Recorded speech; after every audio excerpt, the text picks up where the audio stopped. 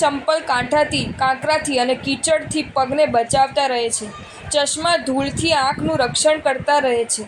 ધાબળો શરીરનું ઠંડીથી રક્ષણ કરતો રહે છે. પણ છત્રી એ તડકાથી અને વરસાદથી આખા શરીરનું અને ખાસ કરીને મસ્તકનું રક્ષણ કરતી રહે છે. ક્રોધ એ જો જીવનનો તડકો છે તો વાસના એ જીવનનો વરસાદ છે.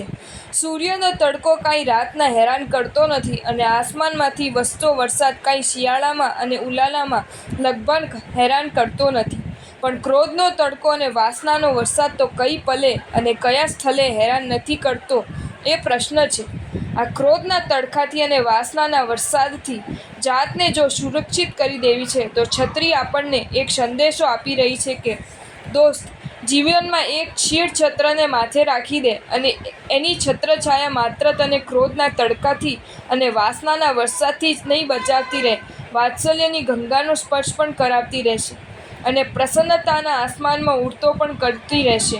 શું કહું તને, હું માત્ર તારા શરીરને જ સુરક્ષિત રાખી શકું છું. શીળ છત્ર તો તારા શરીર, મન અને આત્મા ત્રણેયને સુરક્ષિત રાખી દેવાના છે.